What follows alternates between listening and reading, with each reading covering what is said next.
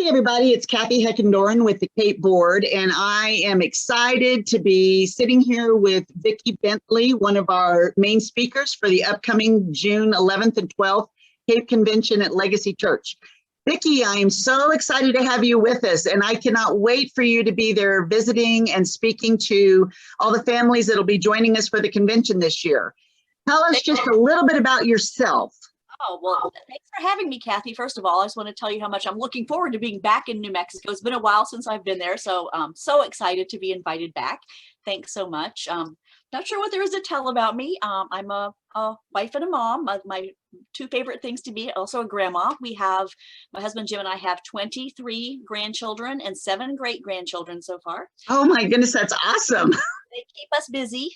For many years, we were foster parents as well. For about 20 years, we fostered, and I was blessed to be able to homeschool some of my foster kids as well. So that's where some people say, how did you homeschool 17 kids? And when you only have 8, and so that's where that came in. But my passion is just serving the homeschooling community. I've been a support group leader since the 80s, since the early 90s.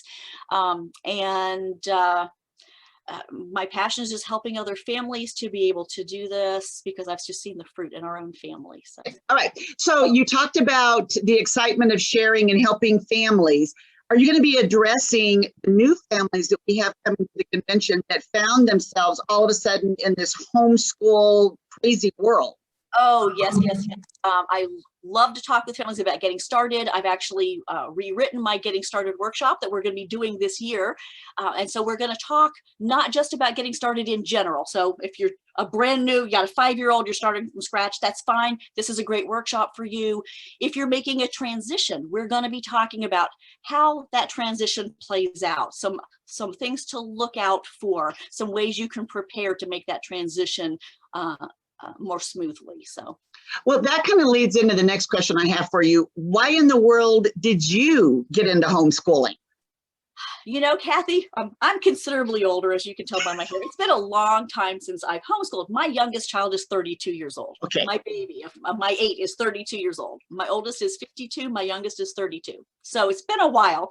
And I actually don't remember exactly why we started homeschooling back in the 80s. I do remember that one of my kiddos had asked to homeschool. I didn't know anything about homeschooling.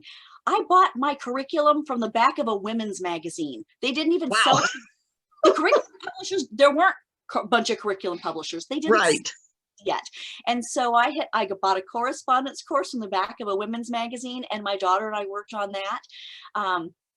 We actually had some butting of heads because I had no clue what I was doing, as many of us don't know when we get started. And I thought I must be doing something wrong. So I put her back into our conventional school and discovered that it was actually something she was going through.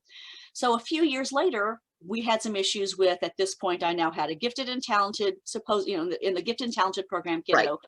Two of my kids, and then I had one who was special needs. One of my girls was born with cerebral palsy, and so we had. She was she was miraculously healed when she was 2 years old. Oh, wow! So, but we knew she had some catching up to do, and we didn't want her to be labeled in school. And we went ahead and told her anyway. I had her tested academically, and she was ready to go into school, but we had some challenges with her kindergarten teacher and some labeling and some issues. And I said, you know what, she doesn't have to go through this. And so we said, we're pulling her out. We thought, hey, we'll just pull them all out. And so that was it. And they never went back. So wow. Okay, so when you look back over all of those years, and I am not saying you're old, you said it first. So I'm the one who mentioned the 7 great-grandchildren, so hey. Right. I only have 1 granddaughter so far. But when you look back, what would you say were some of your greatest challenges, but what were some of your greatest rewards? Well, you know, Kathy, I think one of the main challenges we all have is that confidence in ourselves to be able to do this. That's good. For one of my workshops a few years ago, I actually did a poll. We did something kind of like Family Feud. It was like, we interviewed 100 homeschool families and the top, answers.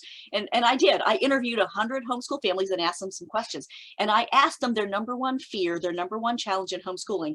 And overwhelmingly, the number one answer was, I'm so afraid I'm failing my kids. I'm so afraid I'm not doing enough. And I'm here to tell you, I am as old as I am, and to this day, I still think, oh, I should have done this. I could have done that. Maybe we should have done such and such.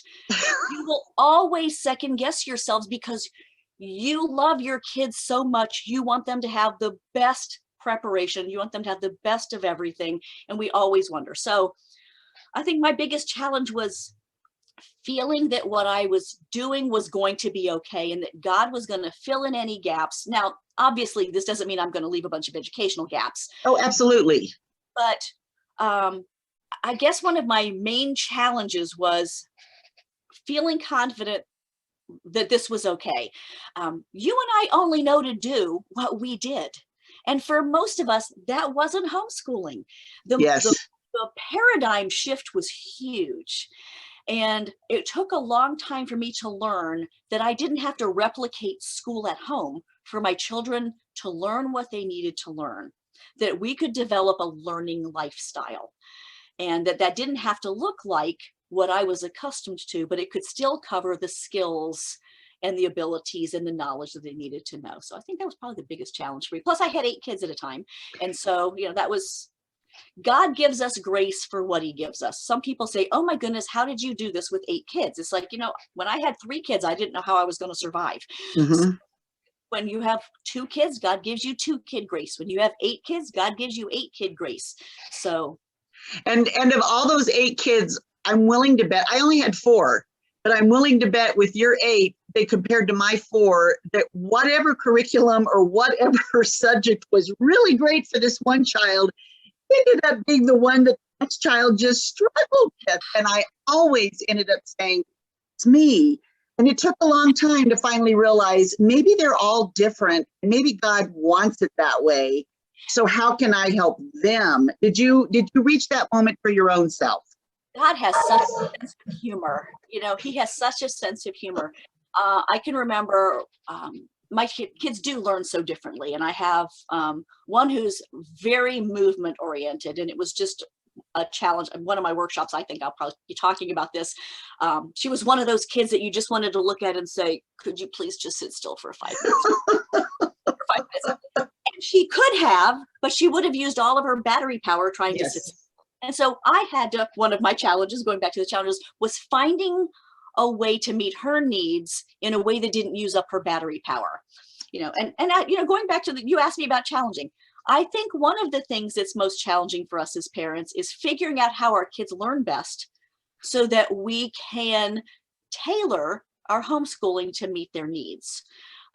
That's the cool thing about homeschooling is you get to tailor a program to meet your kids' needs, but sometimes we don't know what that is. Yes. Understand how to best get that information available to their brains. So, but yeah, so I had one who was very movement oriented. I had another one who was very auditory. She's the one who just, she could just absorb it by listening. You'd think she wasn't even paying attention to you, but she could hear it all.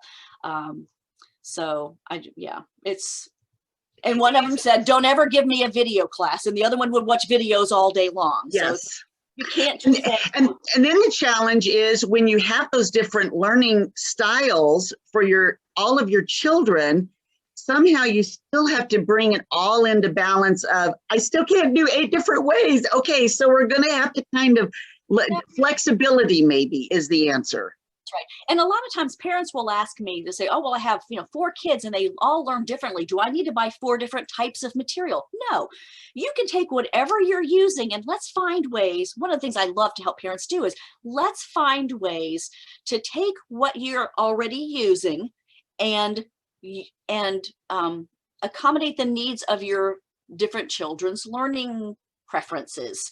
Just because you have a child who's very auditory doesn't mean you never use a textbook. It doesn't mean you do everything out loud. You may use a textbook, but it may mean that you introduce the material to that student out loud first. Even if it just means you read the lesson with them out loud first. It doesn't mean you have to have an audio version of the book. So same thing with all of them. It could just mean that if you've got a very movement-oriented child, that kiddo gets to stand up while you're going over the lesson, or we talk about some different options, but anyway.